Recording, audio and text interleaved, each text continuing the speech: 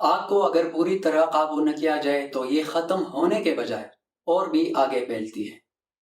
اور بالکل یہی مثال پاکستان کے اندر موجود ٹیررزم کا ہے۔ پاکستان جب سے امریکہ کے ساتھ مل کے افغانستان میں اس نے جنگ لڑی، تو اسی جنگ کے اندر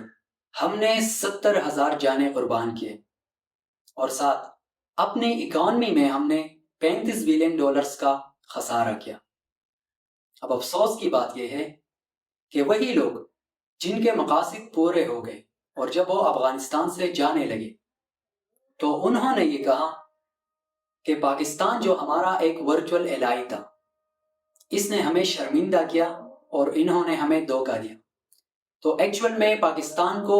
ریئل میں کرٹیسائز کیا گیا، مگر ان کو اس بات کی سمجھ نہیں آئی کہ ہماری جتنی بھی نقصان ہوئی ہے افغانستان جنگ کے اندر، اتنا ہی پاکستان کا ہوا ہے،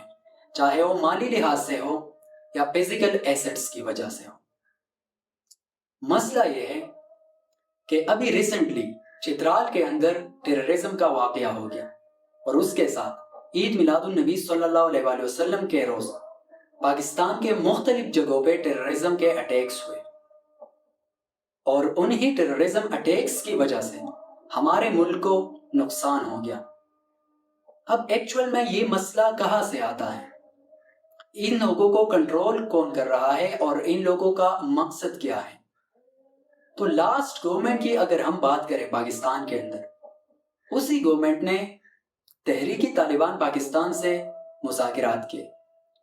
اور انہی مذاکرات کے نتیجے میں سیزفائر کا معاہدہ ہوا ان سے، جس کی وجہ سے ان کے جتنے بھی اٹیکس تھے ان میں کمی نظر آئی پاکستان میں۔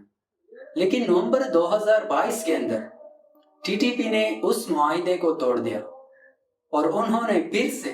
پاکستان میں اٹیکس شروع کر دیے۔ ابھی ریسنٹلی جتنے بھی اٹیکس ہوئے ہیں، اس کی اگر ہم بات کریں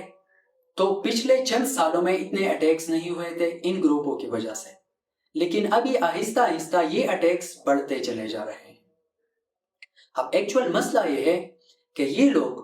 جو ان چیزوں کو سپانسر کر رہے ہیں، ان کا یہ سوچ ہے کہ ہم افغانستان کے طالبان کا حصہ ہیں، جبکہ افغانستان کے اندر جو طالبان ہیں اور جنہوں نے اب گورنمنٹ بنائی ہے، وہ اس چیز کو ماننے کے لیے تیار ہی نہیں ہے کہ یہ لوگ ہمارا حصہ ہے۔ وہ ان لوگوں کو اپنا حصہ نہیں مان رہے، جبکہ یہاں کے جو طالبان ہیں وہ اس چیز کو مان رہے ہیں کہ ہم ان کا حصہ ہے، کیونکہ وہ یہ کہتے ہیں کہ جنگ میں آپ کے ساتھ شریک تھے، جنگ میں تو ہم آپ کا حصہ تھے، اب جب جنگ ختم ہو گئی ہے تو ہم آپ کے ہاں شریک کیوں نہیں ہیں، ہم آپ کے اس گروپ کا حصہ کیوں نہیں ہیں؟ تو یہ بھی ان کا ایک ویلڈ پوائنٹ ہے، کیونکہ جنگ میں تو ان کے ساتھ شریک تھے، اب جب جنگ ختم ہو گئی تو کیا یہ ایک علیحدہ گروپ ہے؟ تو یہ ایک مسئلہ یہاں پہ یہ آ جاتا ہے۔ دوسری بات کہ پاکستان کے اندر جتنے بھی طالبان ہیں یہ چاہتے ہیں کہ ہم پاکستان میں رہ کے اپنے لیے ایک جگہ بنائیں، جس طرح افغانستان کے اندر طالبان نے گورنمنٹ بنائی ہے، یہ بھی چاہتے ہیں کہ پاکستان میں ایک سیف زون ملے یہاں پہ ہمیں، اور وہیں پہ ہم انہی گورنمنٹ کی طرح اپنی ایک ریاست قائم کریں۔ تو یہ ان کے موٹیوز میں شامل ہیں، لیکن یہ جو مسئلہ ہے یہ اسٹیٹ کا مسئلہ ہے، ریاست کا مسئلہ ہے۔ ریاست کو اس پہ سوچنا چاہیے، کیونکہ ان کے لیے جو سیف زونز ہے وہ نارتھرن ایریاز ہے، وہیں پہ وہ اٹیکس بھی کرتے ہیں، آپریشنز بھی کرتے ہیں، اور وہاں پہ لوگ مر رہے ہیں، لیکن ان کے بارے میں کوئی سوچ نہیں رہا۔ تو اگر اسی طرح یہ لوگ مرتے رہے اور ان پہ اٹیکس ہوتے رہے تو یہ تو طالبان کی وکٹری کنسیڈر کی جائے گی، جبکہ اسٹیٹ کے یہ فیلئر کنسیڈر کی جائے گی۔ تو لوگ وہاں پہ مرتے جا رہے ہیں، وہی جگہ جو ہے وہ ایکچول میں ان کے لیے سیف زونز ہے، وہیں پہ وہ آسانی کے ساتھ آ سکتے ہیں، بیٹھ سکتے ہیں، اپنے کارروائیوں کو جاری کر سکتے ہیں۔ تو یہ دو مسئلے ہیں کہ یہ لوگ چاہتے ہیں کہ ہم ان کا حصہ ہے، جبکہ وہ اس کو ماننے کے لیے تیار نہیں۔ دوسری طرف یہ بھی چاہتے ہیں کہ ان کی طرح ہم یہاں پہ اپنے لیے ایک جگہ قائم کریں، ایک اسٹیٹ کی طرح ایک چھوٹی سی جگہ پہ ہم اپنا تسلط قائم رکھیں۔